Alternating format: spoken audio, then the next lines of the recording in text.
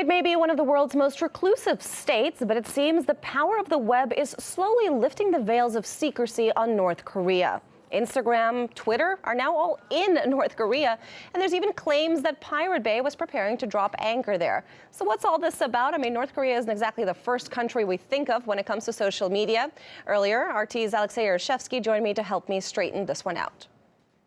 It started with a tweet by the bureau chief of the Associated Press in Korea, Ms. Jane Lee, who on February 25th tweeted that this is my first tweet using KoreaLink's new mobile internet service. Hello world from comm center in Pyongyang. This tweet hasn't garnered like millions of retweets, but definitely it opened the floodgates in some way. That after that, we've seen Instagram pictures, Facebook tags, check-ins, all coming from one of the world's most closed countries, and definitely this is a breakthrough and nothing we have experienced before. Well, certainly exciting stuff, but I mean, does this actually translate to the locals, the people on the ground? Are they running around posting Instagram photos and tweets?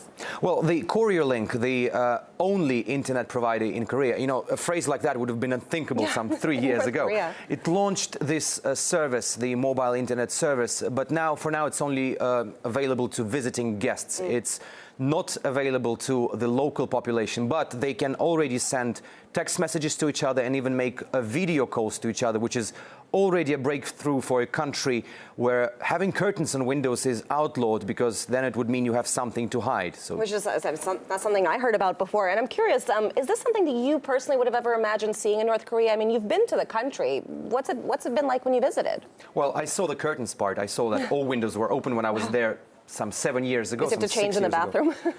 In a way. When I came there, I was shocked because my cell phone was confiscated at passport control. And the only one time I could use internet, I could go online, was from a Russian embassy, because they had a contract with a Chinese satellite provider. And that was the only way I could actually go online to post something, to post some pictures from inside the North Korean country. So definitely the situation has changed now compared to what it was like 7 years ago when I was there.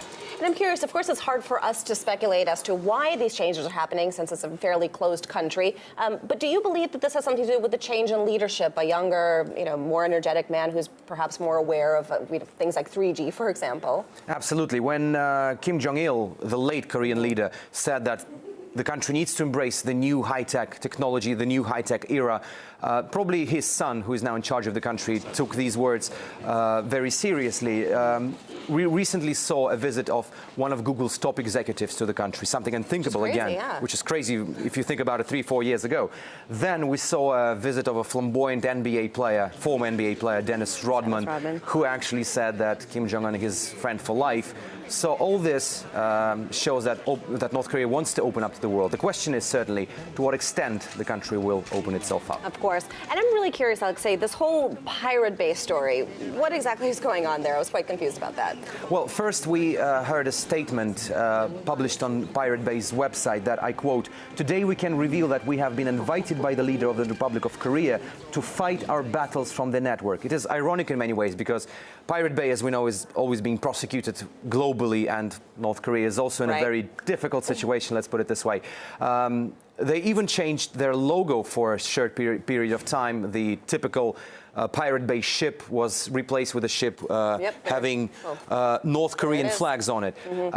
Later we contacted people from the Pirate Bay who said this was a joke, which was aimed at directing attention to their problems, that they've been prosecuted, but certainly, as we know, all jokes have some truth behind them.